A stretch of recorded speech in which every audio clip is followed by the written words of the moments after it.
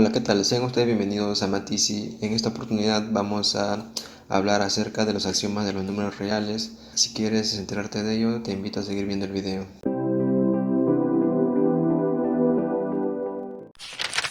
Bueno, primero vamos a distinguir la palabra axioma. Se dice que es una proposición o enunciado tan evidente que se considera que no requiere demostración.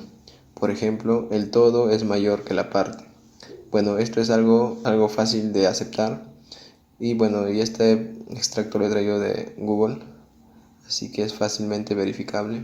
Muy bien, antes de pasar les invito a suscribirse al canal y activar la campanita para que se enteren de los próximos videos que quizás les pueda interesar. Empezamos hablando acerca de los conjuntos numéricos. Inicialmente se conocían, por ejemplo, los números naturales. Estos se denotan con una n mayúscula y suele empezar desde la unidad y va aumentando pues de uno en uno, ¿no? Por ejemplo 2, 3, 4. Algunos consideran que los naturales empiezan desde el 0 y otros pues, lo consideran desde a partir de la unidad. Luego surgieron los enteros, los cuales se denotan con una z mayúscula, y estos además de contener a los naturales poseen los opuestos de ellos y al 0. Por ejemplo, ahí notamos que z es igual a los naturales unidos con los opuestos de los naturales y unido con el 0. Luego pues aparecieron los racionales, que se definen como la división de dos enteros con la condición de que el denominador sea distinto de 0, ya que no existe división donde haya un denominador igual a 0. Se consideraba entonces hasta ese momento que los racionales eran un conjunto completo, hasta que algunos matemáticos se toparon con la raíz cuadrada de 2, ya que esta raíz cuadrada de 2 no tenía las características de los racionales. Por lo tanto, lo consideraron como un número irracional, que está fuera pues de los racionales, como el número pi, el número e, ¿no? Raíz de 2, raíz de 3, que no encajan en los números racionales. Entonces, cuando aparece este conjunto, completa, digamos, otro conjunto de números que da origen al conjunto de los números reales. Entonces empezamos a hablar acerca de los axiomas. Vamos a tener axiomas de la suma y axiomas de la multiplicación, ya que en los reales se definen estas dos operaciones básicamente.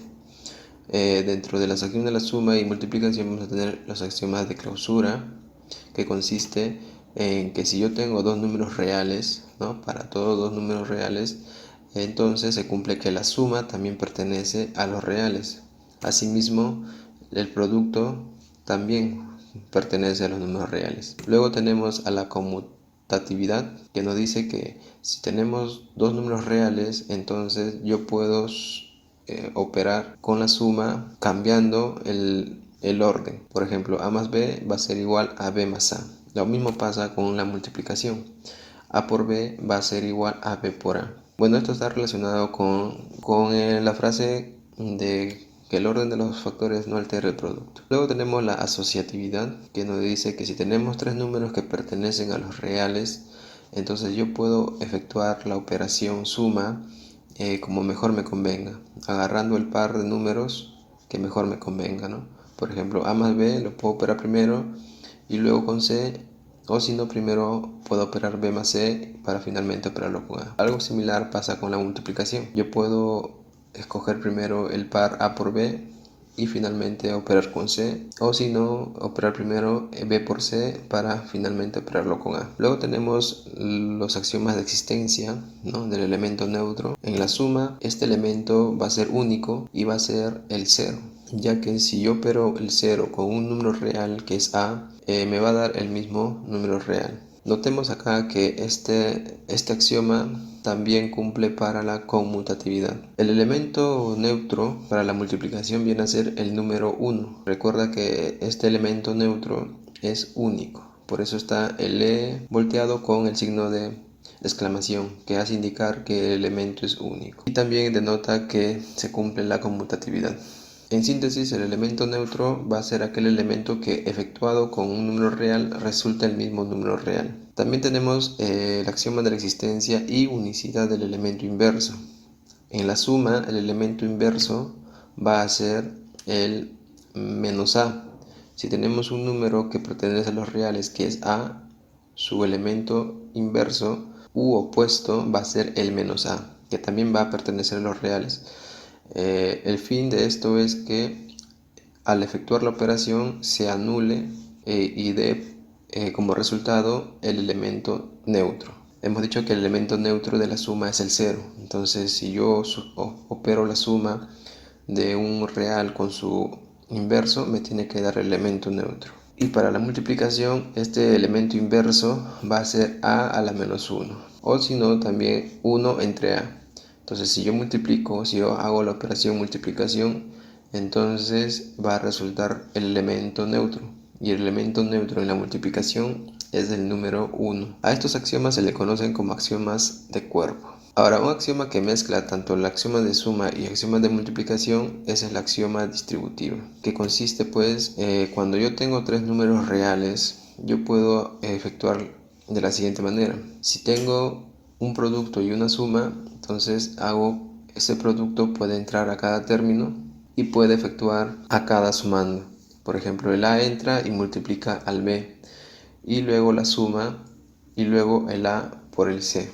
Algunas observaciones. El 0 es el elemento neutro aditivo, como estábamos diciendo. El 1 es el elemento neutro multiplicativo. El menos a es el elemento inverso u opuesto aditivo. Y el a la menos 1 o 1 entre a es el elemento inverso o recíproco multiplicativo. Vamos a hablar acerca de los axiomas de orden. Dentro de los axiomas de orden tenemos a la tricotomía, que consiste en que si yo tengo dos números reales, ¿no? Esa a invertida significa para todo valor, ¿no? En este caso a y b que pertenecen a los reales, se cumple solo una de las siguientes: que a puede ser menor que b, que a puede ser igual que b o que a mayor que b.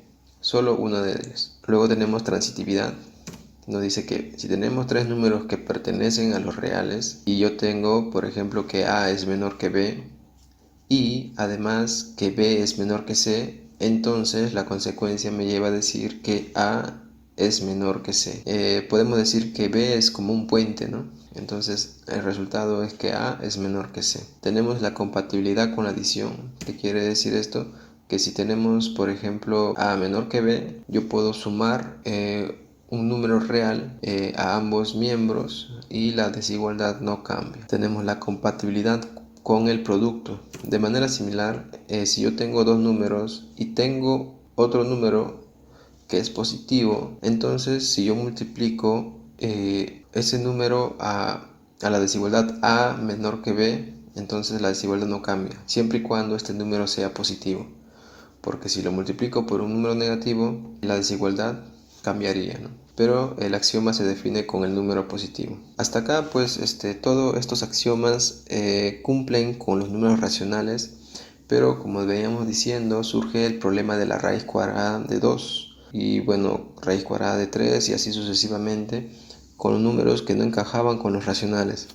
Para ello, entonces, apareció el axioma del supremo, que va a garantizar la existencia de los irracionales. Este axioma nos dice que todo conjunto de números reales, conjunto A, incluido por ejemplo en los reales, no vacío, A distinto del vacío, y acotado superiormente, posee supremo. Asimismo, una observación: como consecuencia del axioma del supremo se deduce también que todo conjunto de números reales no vacíos y acotado inferiormente tiene ínfimo. Podríamos decir que es como el axioma del ínfimo, ¿no? Pero el axioma se explica como axioma del supremo, ¿no?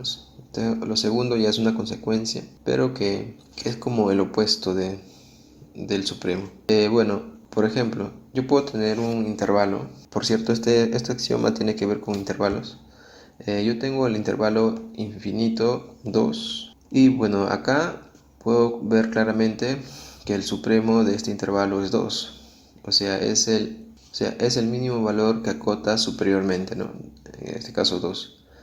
Entonces yo puedo decir que el supremo acá es 2 y 2 es un número racional.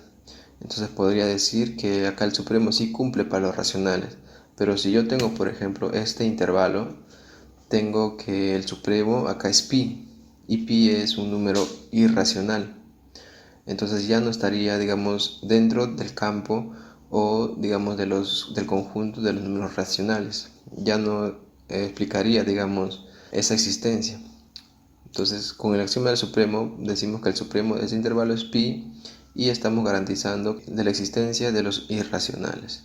Algo más, acá más completo, por ejemplo, dice, el axioma del supremo también se conoce como axioma de completud, porque va a completar el espacio que dejan los racionales para llegar a los reales, o de continuidad, porque garantiza que los números reales llenen la recta. Claro, hasta ese momento, sin los números irracionales, el conjunto de números racionales era un conjunto hueco, ¿no? Que dejaba, digamos, espacio para los irracionales, como números como el pi, como el e, como la raíz de 2, la raíz de 3. Además, nos permiten distinguir entre racionales y reales, porque racionales no satisface el axioma del supremo, como veníamos diciendo, ¿no? Si teníamos el intervalo menos infinito pi, entonces ese intervalo no satisface los racionales, tendría que estar satisfaciendo el conjunto de los irracionales. Por ejemplo, el conjunto A, acá tenemos otro ejemplo, X pertenece a los irracionales, ¿sí? El Q mayúscula con más arriba también se denota como irracionales. Para X al cuadrado menor que 2. Si operamos esto, llegamos a que el supremo en este intervalo es raíz cuadrada de 2. Nos dice que está acotado superiormente en los racionales, pero no tiene supremo en los racionales, puesto que raíz de 2 no es racional. Y con esto pues estamos acabando entonces los axiomas de los números reales. Espero que se haya entendido. Es un tema amplio, pero he tratado de simplificarlo de la mejor manera posible. Entonces estamos llegando al final del video. Si te ayudó, te invito a suscribirte al canal y a activar la campanita para que te enteres de los próximos videos. Bueno, conmigo sería hasta la próxima.